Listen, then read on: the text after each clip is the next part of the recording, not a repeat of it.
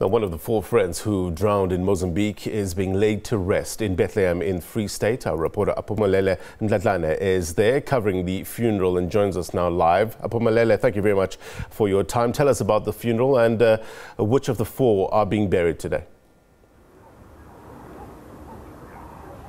All I can say is that it's a sad moment here in Thabo Thokoza Secondary School in Bethlehem. This is where we see that family and friends are gathered to bid farewell to one of those, of course, who died in Mozambique on the 14th of this month, knowing that they were repatriated back here in South Africa on the 23rd. Now, one of those who died, his name is Gregory Mfune. He's the one who is being buried here in Bethlehem. But joining me right now is the uncle. He will be just taking us through to, of course, the funeral arrangements and what really transpired, the journey from Mozambique to South Africa. And thank you for your time. If you can just take us through, of course, it's a sad moment for the family, for the friends of Gregory Mfune. If you can just take us through, how has been this journey?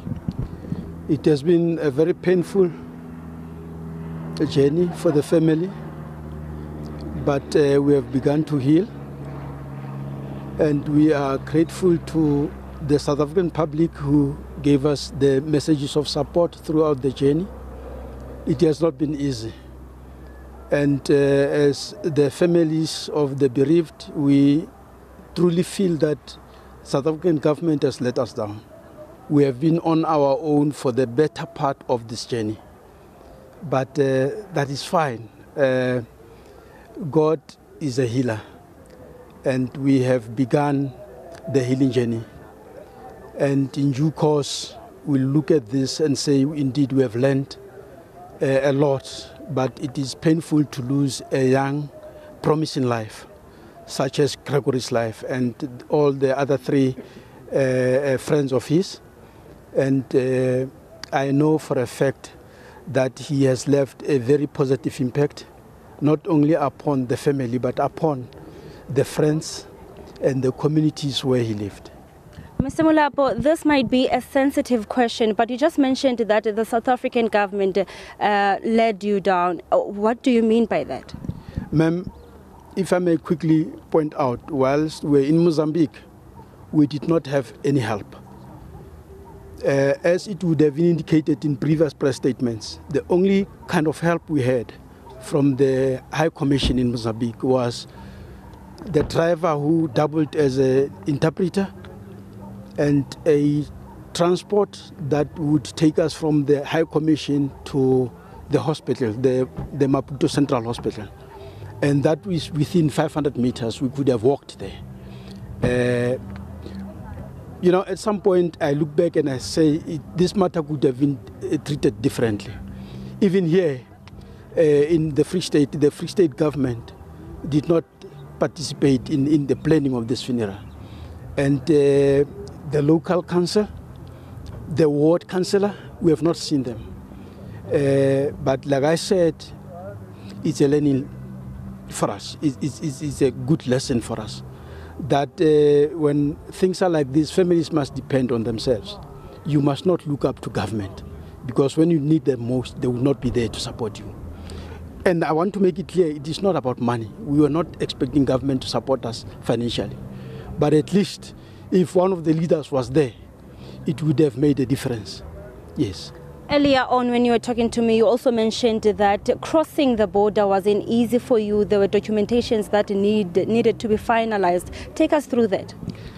Crossing the border, coming back to South Africa when we were repatriating the bodies, one of the documents was not made available up until the wee hours of the morning on Wednesday, when the Department of Health issued the document. The people who were actually repatriating the bodies had to wait for 4 hours at the border, waiting for this particular document from the Department of Health. For me, that is irresponsible. It could have been handled better. As an uncle, how are you gonna, last memories you'd love to share to the nation about Gregory Mfune? We have only sweet memories of Gregory. As it has been said, Gregory was soft-spoken. He was a very nice person. He would hardly raise his voice, and he was full of life. And that's what we'll miss about him. Yes. Mr. Mahlomola, thank you for your time. Thank you, ma'am. We appreciate it. That was uncle of Gregory Mfune, of course, saying a mouthful about their dissatisfaction on the side of government, saying that it was not about money, but they wanted so much support, knowing that they were alone on the other side, not even in the country, saying that, of course, all the little that the government could have done is to be there for them during this mourning process. And all I can say is that from here we will be proceeding to the cemetery, and we understand that 2 others will be buried in Limpopo. I expect her to be buried, of course, tomorrow, and 1 in Mpumalanga is expected the funeral should be underway already now. That's all we can say for now. It's back to you in studio. Aphumelele Mdlalane, live for us in Bethlehem. Thank you very much indeed for your reporting. Okay.